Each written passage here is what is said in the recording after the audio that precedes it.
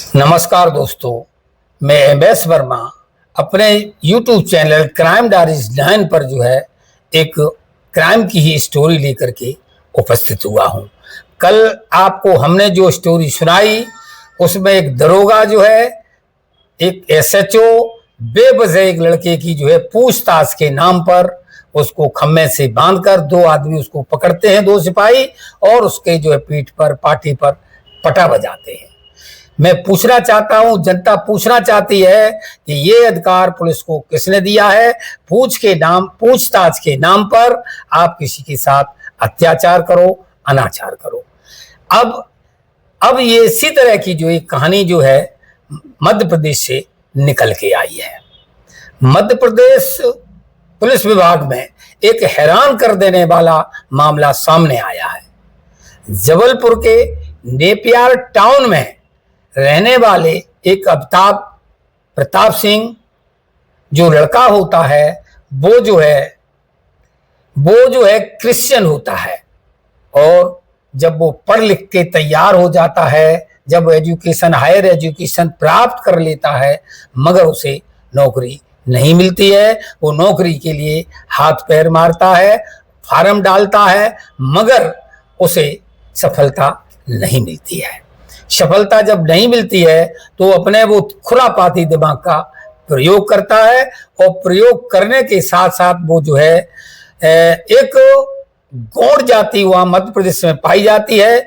गौड़ जाति आदिवासी जात है, और उस जाति के जो सर्टिफिकेट बनते हैं वो सर्टिफिकेट अनुसूचित जनजाति के बनते हैं।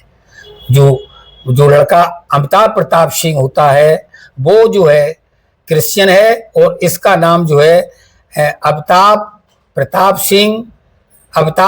सिंह थियोसफिकल ऐसा उसका नाम है। जो वो लड़का भी अपनी जो है नौकरी के लिए गौड़ जाति का एक सर्टिफिकेट बनवा लेता है, और सर्टिफिकेट बनाने के बाद 2020 में जो पुलिस की जगह निकलती है उस जगह में वो अप्लाई कर देता है। जगह में अप्लाई करता है, और अप्लाई करने के बाद उसका जो है नंबर आ जाता पुलिस में, और वो बतौर सिपाही भर्ती हो जाता है। ये 2020 में भर्ती होता है, प्रोग्रेस करता है, तरक्की करता है, और प्रोग्रेस तरक्की करने के बाद जो है वो हेड कांस्टेबल बनता है। हेड कांस्टेबल बनने के बाद जब हेड कांस्टेबल बन जाता है उसके बाद फिर समय मिलता है तो जो है वो दरोगा बन जाता है। और दरोगा बनने के बाद जो है आज की डेट में, वर्तमान की डेट में जब मैं कहानी सुना रहा हूं उस समय भी जो है बुरहानपुर एक जो जगह पड़ती है थाना, उस थाना में वो एसआई है। यहां तक सब कुछ बढ़िया चला। 2020 में नौकरी पाई। 2025 में जो है 2024 में उसकी जो है एक शिकायत भोपाल की रहने वाली एक जो लड़की होती है उस लड़की का नाम मीनाक्षी होता है। वो लड़की उसकी शिकायत करती है। शिकायत में ये बताती है आयुक्त से कि आयुक्त महोदया कि जो ऐसे जो लड़का है जिसका नाम अमिताभ है, और इसने जो है गौड़ जाति से सर्टिफिकेट बनवाया हुआ है, अनुसूचित जाति का बनवाया हुआ है। हकीकत में ये इस जाति का नहीं है। जो नौकरी कर रहा है ये छल और कपट से कर रहा है।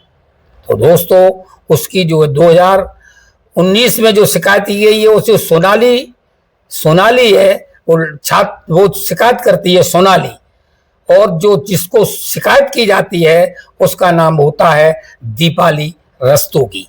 तो सोनाली नाम की लड़की शिकायत करती है, आयुक्त होती है दीपाली रस्तोगी, उससे शिकायत करती है 2019 में। लेकिन उसकी वो उस शिकायत को दाब देती है और उस शिकायत का पटाक्षेप कर देती है। अब जो लड़का है वो समझता है कि जो मेरी शिकायत की गई है या तो उसने पैसा खर्च करके उसको जो है दबा दिया है, उसकी जांच आगे नहीं बढ़ने दी। समय का पहिया चलता रहता है।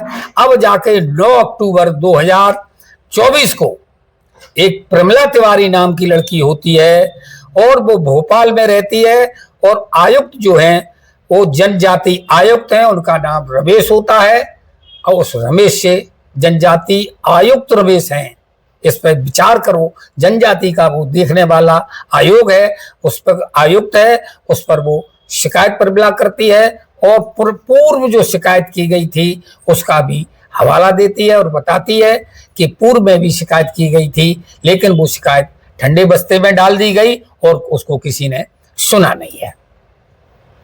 जब ये शिकायत ये आयुक्त महोदय सुनते हैं, जिनका नाम दीपक सक्सेना होता है, वो जो है 1919 फरवरी 2025 में एक लेटर लिखते हैं और जबलपुर में जो डीएम साहब होते हैं उन डीएम साहब को वो एक लेटर लिखते हैं और उन्हें बताया जाता है कि ये लड़का जो लड़का है अफ्ताब ने जो है फर्जीफिकेशन से नौकरी पाई है, कृपया इनके जो है प्रपत्रों की इनकी जांच की जाए और इनकी जाति की जांच की जाए।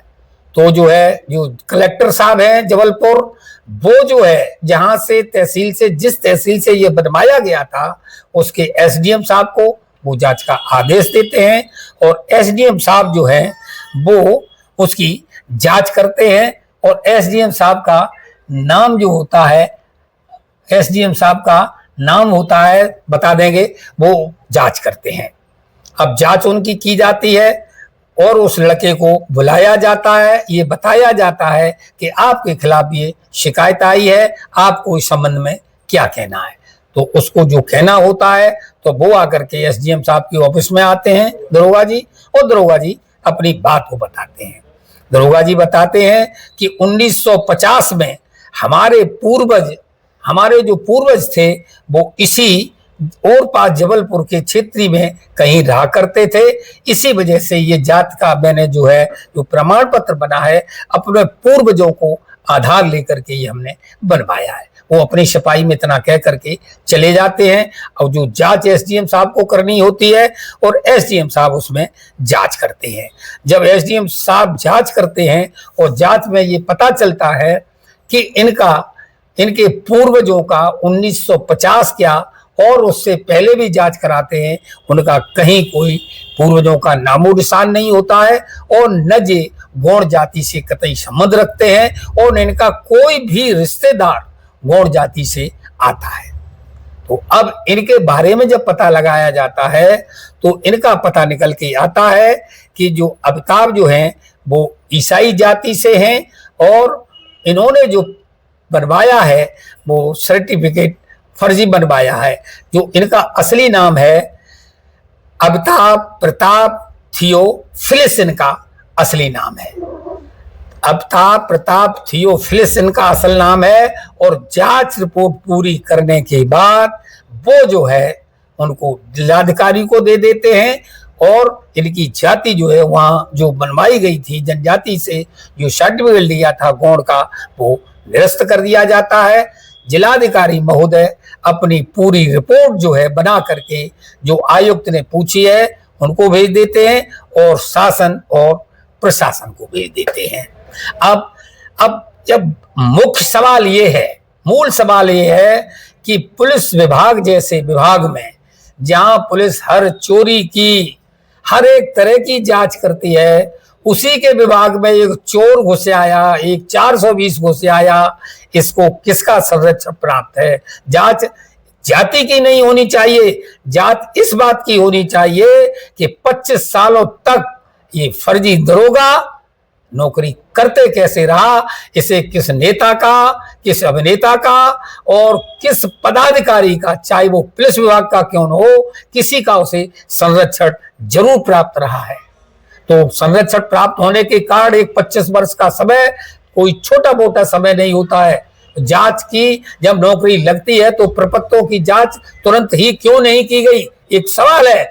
दूसरा सवाल पैदा फिर होता है जब 19 सन में एक लड़की शिकायत करती है, उसकी शिकायत पर सुनवाई नहीं होती है, वो सुनवाई का कार्ड जरूर जांचा जाना चाहिए। अब 24 में शिकायत की गई, 2025 फरवरी 2025 में जब शिकायत की गई तब आनन फानन में इस पर संज्ञान लिया गया है। तो दोस्तों ये दरोगा की पोस्ट या दरोगा से पल्ला आप हम लोगों का सबका पड़ा होगा और पल्ला पड़ा होगा तो ये किस तरह से पेश आते हैं। अभी ताजी घटना है, फिरोजाबाद में एक महिला के साथ बलात्कार होता है, एक पत्रकार महोदय है, हमारी बिरादरी से आते हैं पत्रकार महोदय, स्टाफ से आते हैं, उस महिला की मदद को जाते हैं, वहां का एसएचओ बहुत ही बदतमीजी के साथ पेश आता है और गाली गलौज भी देता है पत्रकार को। क्यों? पत्रकार समाज का दर्पण होता है, चौथा स्तंभ होता है। पत्रकार को वो दिखाई देता है जो पुलिस छिपाती है, और वो ही हमें दर्शाना होता है, वो हमें दिखाई देता है। तो दोस्तों, आज की कहानी सुनाने का मतलब किसी को हैरान करना नहीं है, किसी को परेशान करना नहीं है, जागरूक करना हमारा काम है। जागरूकता हम करते रहेंगे। आज की जागरूकता प्रश्न ये है कि जो जांच करने वाला ही अधिकारी जब फर्जी है तो जांच क्या वो खाक असली करेगा? तो आज की कहानी, आप इस बारे में क्या सोचते हैं कमेंट में जरूर बताइएगा। नमस्कार, धन्यवाद।